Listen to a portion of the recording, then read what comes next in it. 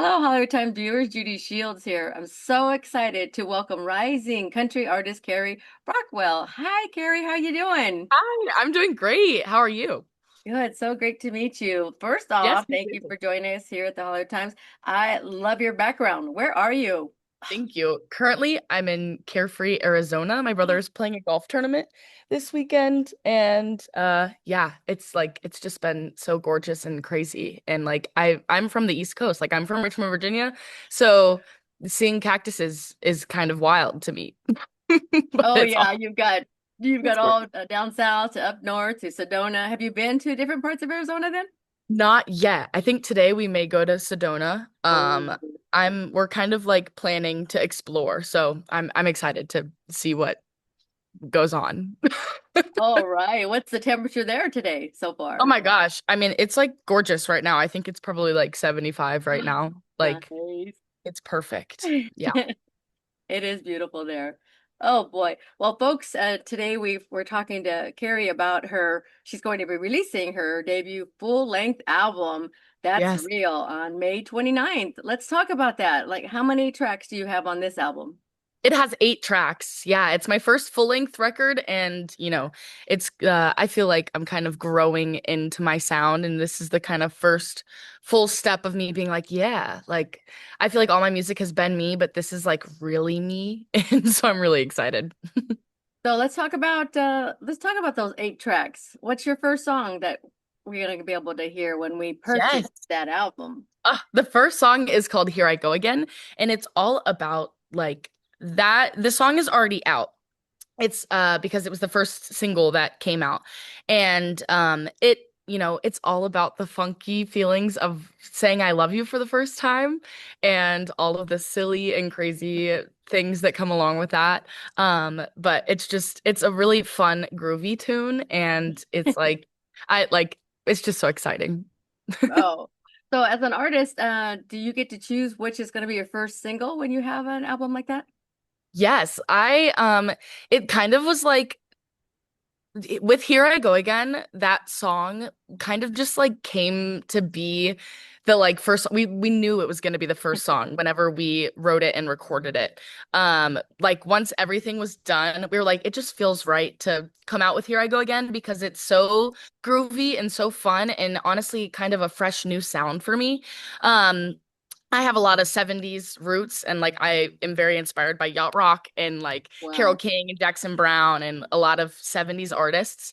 And so this song like kind of was like a step into that, but also with some pop and some modern country and, a lot of modern feel, but with those 70s roots. And so it kind of felt like that was the first step into, me figuring out my sound. And so it just kind of came to be that that was going to be the first one. But yeah. Cool. All right, what about the second one? The second, let me make sure I'm looking at my thing so I don't get it wrong. The There you go. second track is called Back Home. And that song is, I mean, it's all about going back home and feeling like sometimes there's so many good things happening in life. And, there's always so much going on. Sometimes it feels like your head is just like running in circles. And, but it's all so great. But sometimes, even in the greatness, it gets overwhelming. And you kind of just want to go back to where you're known. It's kind of like that Cheers thing where it's like, you want to go back to where everybody knows your name. And, it's I love and I'm so grateful for everything going on, but I just want to stop and take a moment and go back to what I know and go back to what feels absolutely safe and, yeah. And it's got a lot of James Taylor feel in that song, like very acoustic heavy. And I mean, I love it. So I hope people love it like I do. Exciting. All right, number three. Our number 3 song is called Why'd I Stay? And Hmm. honestly, I have not experienced a lot of love in my life, but two of these songs are about love experiences that I've experienced. All my songs that I write are personal experiences. I kind of find it hard to get into fictional stories. I love writing things inspired by my friends' stories. But a lot of my stuff comes from what I've experienced, and Why'd I Stay is about my last relationship and like things getting kind of icky and kind of sitting in the icky for too long. And then you kind Yeah. of look back once you're out of it and you're like, why did I do that? Like, why did I Mhm. stay? And so that's that this song is kind of more modern country, if you will, because the other ones kind of have more of my 70s roots in them. So it's, I think there's a wide variety in this record of different sound, but it all is me. And yeah, it's I crazy. really like how you describe that word, icky, because we might have had one of those relationships and it's like Yes. we stayed too long. Oh yeah. And you're like you get comfortable in the icky. And it's like why was I comfortable in that? Because I guess it's, change is scary. So it's like, well, you know, I know how the icky goes. So, yeah. It's just Oh, yeah, you'll have to do a great video for that one. right. It's crazy out here. That is for sure. Okay, Yeah. what's next? Number four. The next song is actually like this story behind this song is actually crazy. So it's called I Love Not To. And this one is also out. And it is very like when you listen to the song, I kind of get transported to like Dolly's front porch in East Tennessee. Like it's kind of has like a bluegrassy feel because we wrote it on this instrument called a Merlin. And Brian Fechino and I co-wrote the entire record. There's another song that has Britton Cameron on it. But Brian Fechino and I co-wrote it. He produced and mixed the whole record. And we were in the studio. We had finished all of the songs. We had 7 at that point. And upstairs in the studios where we were, and downstairs, Luke Combs was recording his latest record. And I like it was crazy. So we had to we had to wait to get into the vocal booth downstairs because Luke was in it. Wow. So we were waiting for him to get out. And so while we were waiting, we'd already finished all of our vocals that we had to do upstairs and all of our stuff was done. And so Brian picks up this instrument called a Merlin, and it's kind of like it's a very small guitar. It's like a strumming dulcimer. And he starts playing this riff. And I was going through little song ideas, like, and as a joke, I threw out the idea of I'd Love Not To. And I was like, sometimes you just would love not to. Sometimes you just want to sit on the couch and just like hang. And sometimes you just want to like be. And Brian was like, I love that. We need to write that. And I was like, okay, let's do it. So we wrote it. It literally came out in 30 minutes. It was literally like the room gave us the song. And like we went downstairs after Luke left and we recorded it, and we probably recorded it in an hour and 30 minutes, and it was the quickest thing, and we were like, this is not allowed to become our favorite song because it just like happened upon us. We were like, it literally just felt so easy and so fun, and I honestly really love this song because it is so raw, it's so real, and no pun intended. It's so real, and it's like one of not only on a story side do I love it, but it's also one of like the most like I guess it's a vocal that I'm very proud of in that song. Like all these songs I'm very proud of my vocals, but that one I feel like is so just like you're like, "Oh, that's Carrie."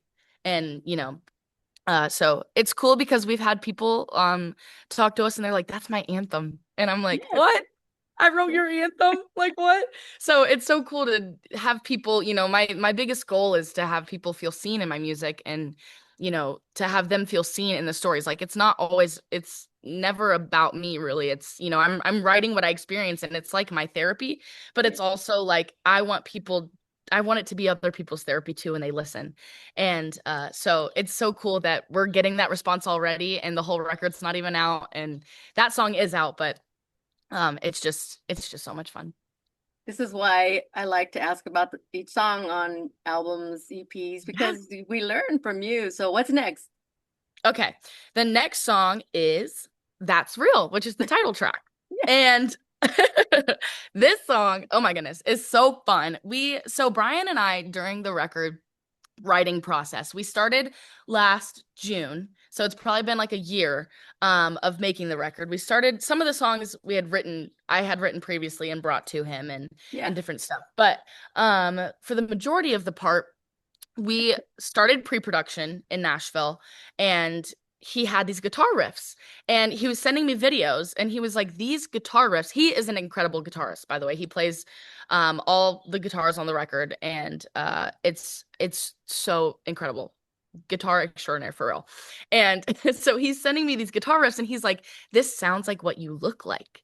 And Oh, I'm like, what? I love that because I'm such a like associating person. Like my brain is always putting two things together yeah, and being like, this is like this and different things. And we share that creative brain. And so he was like, this literally looks like what this looks like. It sounds like you. And I was like, I love that. So we went on 4 mile walks in my neighborhood in Chesterfield, Virginia.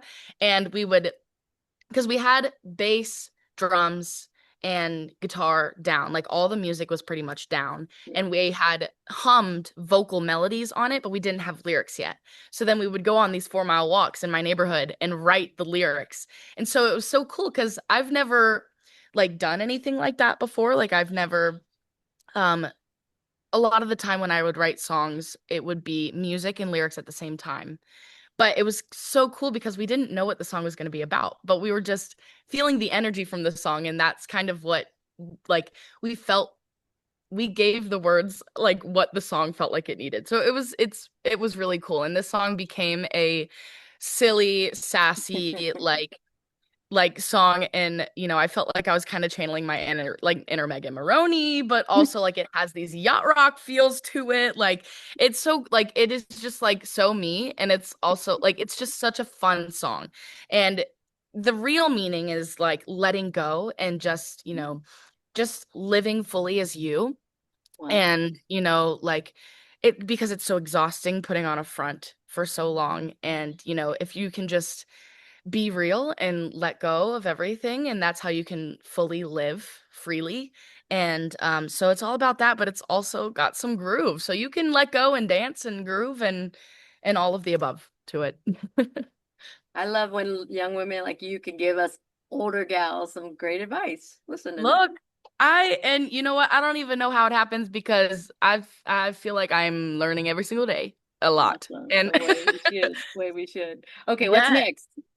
the next song is Faster Than I Thought, and this is the first song that I wrote, I think, for the record, because I wrote this song when I first got in my dorm room. I'm a student at Belmont University in Nashville.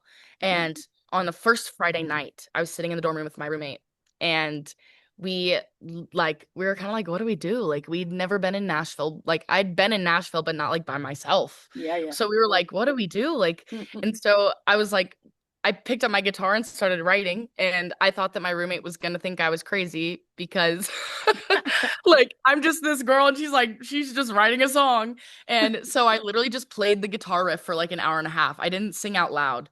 And it's all about, how people tell you like not to blink because life will go by Yeah. before you even know it. And I didn't believe them, but now I know that I should have believed them because now I'm about to be a junior in college and Wow. life is crazy. Go girl. You keep Thank going. you. Yeah, Okay, so what it's number? What number are we up to now? we are on 7. This is the Seven. second to last song. Okay. Yes. So I guess technically this was the first song written for the record because it was already out and we decided to put it on this record because it felt right. Yeah. This song is called Find a Way, and I wrote this song with Christian Stalnecker. And uh really this song like is my story. In high school, I studied musical theater at the Governor's School in Petersburg, Virginia, and I loved performing.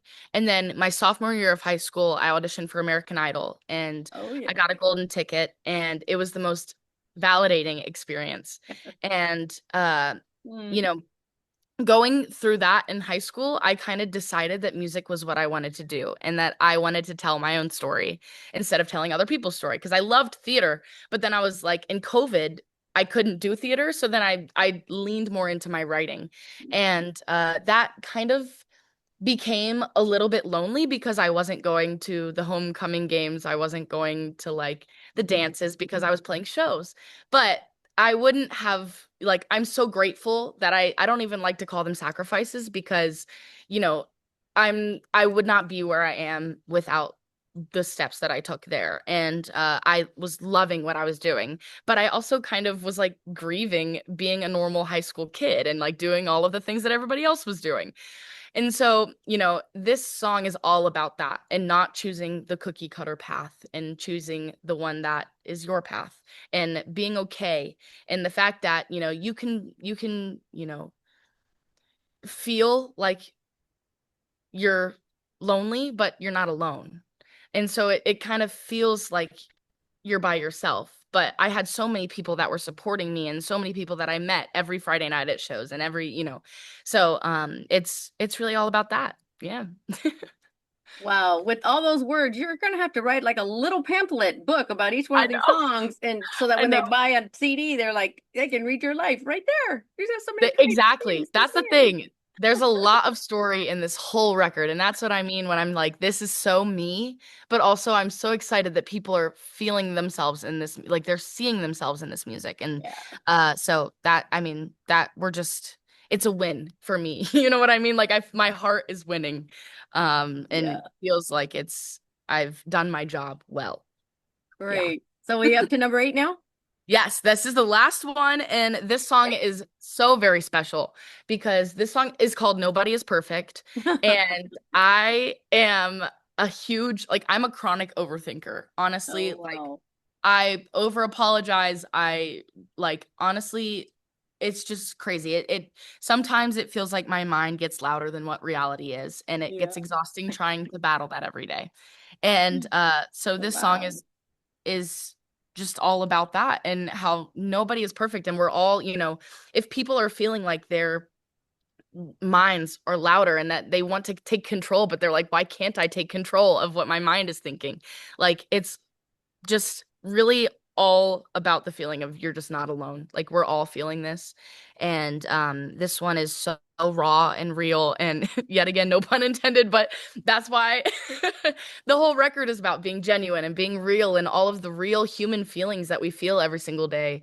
And so I cannot wait for people to hear this song because it really is one of my favorites off the record. They're all my favorite, but this one is like Yeah. so special because it's like it's my everyday. So yeah, that's them.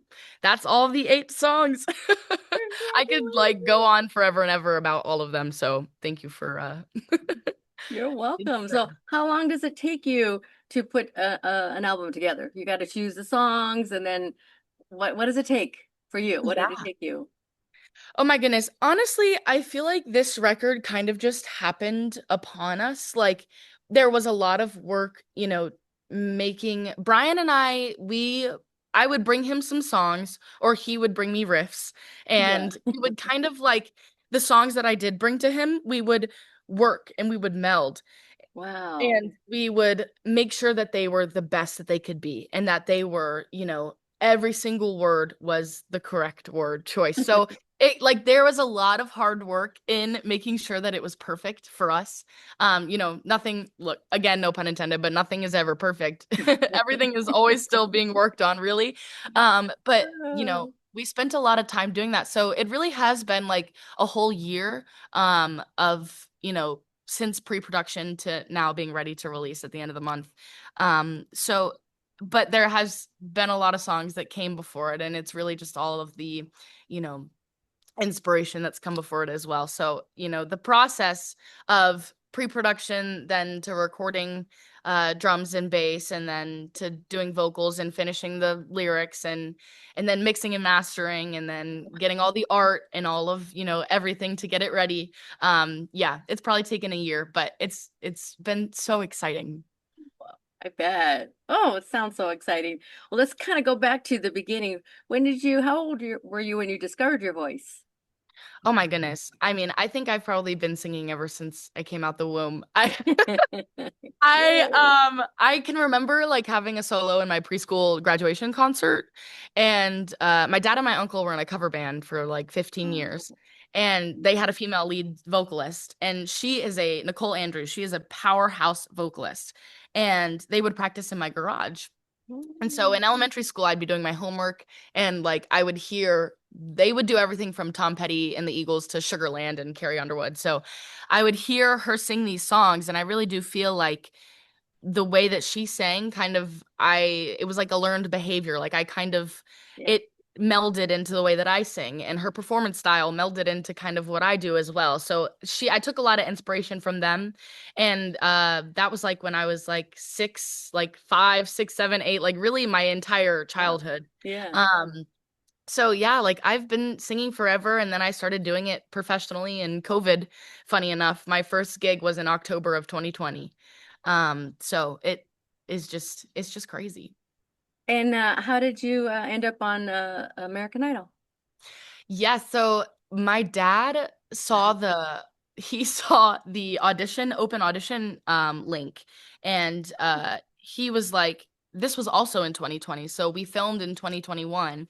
And he was like, hey, like you maybe we should try it. The first age to audition for American Idol is 15.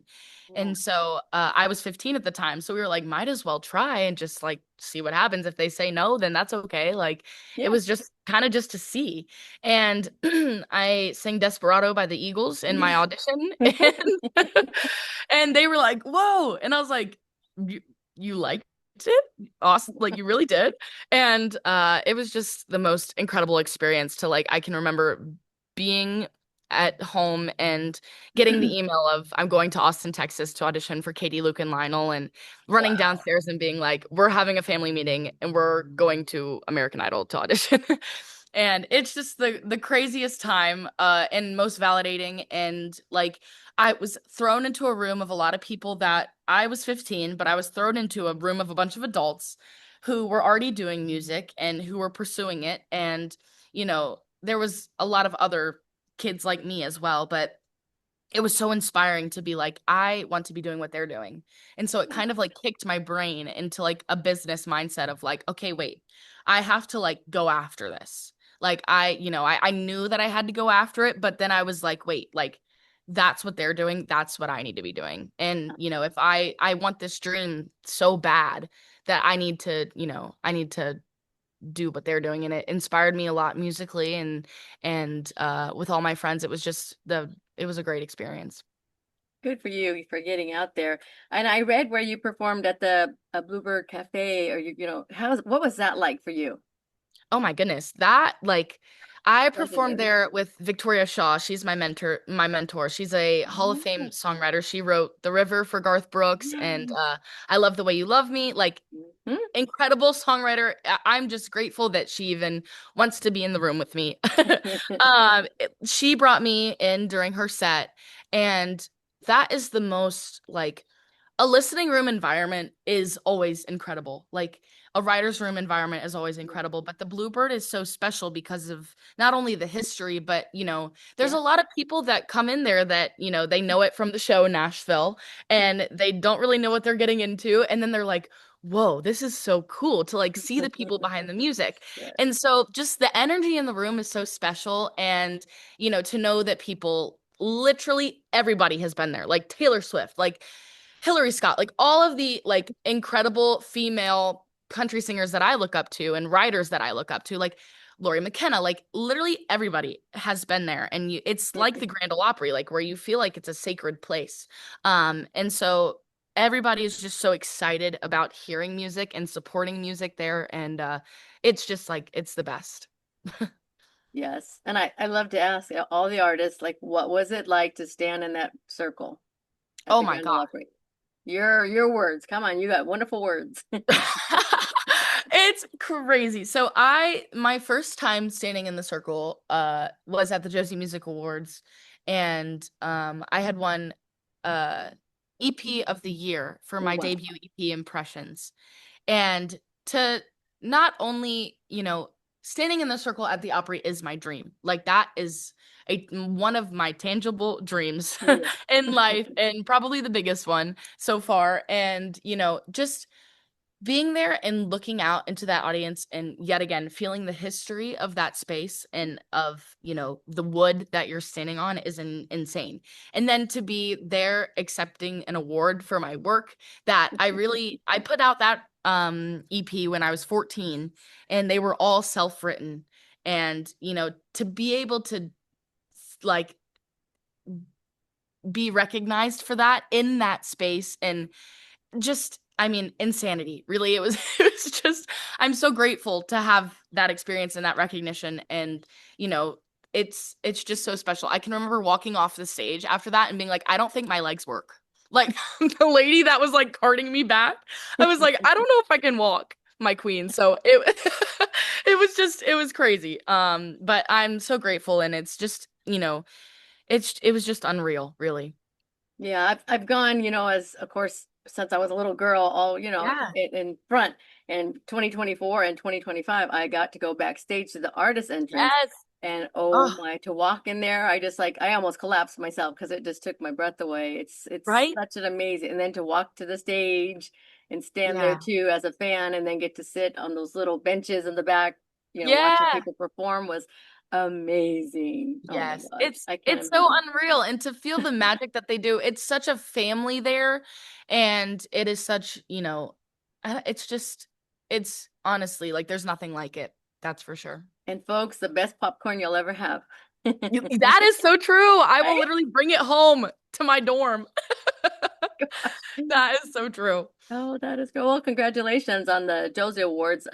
You also Thank you got so one for much. Vocalist of the Year last year, Yes. did you not? Yes, that Yes. was my most recent one, and Congratulations. thank you so much. I mean, it is always unreal to be recognized. I mean, in any stance. But I mean, for vocalist of the year was incredible, because I'm like, what? Guys, Yes. what? Thank you. Yeah, it's just amazing. So, so deserving. So, Thank you. what are you working on besides this? You're getting this out, and are you singing some of this live on stage too? Some of your songs? Yes, I am. This summer is the first summer that I'm going nationwide. I just played Rock by the Sea, that festival in Destin, Florida, and then I'll be going to Down the Hatch in the Outer Banks, and then Mile of Music Fest in Wisconsin, and then Earth Angel Fest, and I'm playing some house shows. It's like, it's a crazy summer for me, and I'm really excited to be able to. There's a couple full band shows that we'll be doing. We have an album release party happening in Richmond in June. And so it's just, I'm feeling really grateful to be able to go around with my band and play these songs out, and just to the responses we're getting from people already is unlike anything else, and that I've put out. And so it's really exciting. And yeah, I don't even know how to feel, because I'm like kind of touring. It's like crazy. So like it's just, Cool. I feel like I'm making a lot of big steps in my artistry and in my career this year. And I'm really excited. Awesome. So will you be coming out west here at all? The furthest I'll be going is Wisconsin and Colorado. Okay. Um, so yeah, Colorado is Earth Angel Fest, and then Wisconsin will be Mile of Music Fest. All right. Yeah. Well, we'll make sure we keep in touch with you so when you come out here, we can Yeah. go out and meet you in person. 'Cause that would be Yes, I super would love cool. that. Look, like I told you, I'm so inspired by 70s artists that like playing at the Troubadour is another Oh, dream wow. of mine. Like Yes. Carole King, James Taylor, like Linda Ronstadt, you name it, is crazy. Yeah, you'll make it happen. You I got a think. great team behind you. So Thank let you. us know Yeah. about your social media. How can our viewers find you? Yes, you can find me at Carrie Brockwell Music. That's Carrie like Carrie Underwood, and Brockwell with a B Music on Instagram, Facebook, TikTok, all of the things. And you can find all of my live show information at carriebrockwellmusic.com, all of the merch, and hear about new music and upcoming shows. Cool. So what's your favorite thing to do when you don't have to do all this music and everything? Is there Oh something my you love goodness. to do? I have like I have picked up crocheting. Really? And How I love cool. crocheting. I actually have been making little hand crocheted star keychains for everybody that buys a vinyl, I because want one. yes, oh my gosh, I will send you one. Yes. Literally, like it's just so much fun, and it's, Oh, you can kind cool. of like get away from the world and just like count stitches. And Good for I you. just love it. I mean, I love being at the beach. I love surfing a little bit. I'm not the grandest at it, but I do love doing it. So I'm excited to be down there and playing some shows down there so I can hang out down there. But yeah, literally crocheting has been like one of my fun pastimes, that's for sure. Cool. Let's give a shout out to the Hollow Times. Give us a wish for all of us viewing you. Oh my goodness. A wish. Yeah. Like I well, I wish that you guys, that's such a big question. Oh my goodness. I'm so like, this is crazy. Well, I wish that you guys can live freely. You can really channel being real and being comfortable as yourself because there's nobody like you. And I hope that, you know, you can go through everyday life just being you because you is enough and you is beautiful. Yeah. See, I knew songwriter, you'd have some amazing words for us all. Thank you. That's That it. wasn't so hard, right? No, it wasn't. It was scary at first. I'm like, oh my goodness, that's big. But that's so real. Yep, it is. Well, we appreciate you taking the time to talk to us here at the Hollywood Times. This interview will Yes. go up on our YouTube channel, the Hollywood Times Yay, I official. can't wait. Thank And you. we love your background. Thank you for sharing Arizona Oh, with us. oh my goodness. Thank you. Like, no, I appreciate you guys. And the album's coming out May That's right. 29th. May 29th. Woohoo! Yeah. Well, you have a wonderful and blessed day today. Thank you so much. Thank you so much for having me. I appreciate you. You're more than welcome, and we'll keep following you around. Yeah, you're awesome. Thank you so much.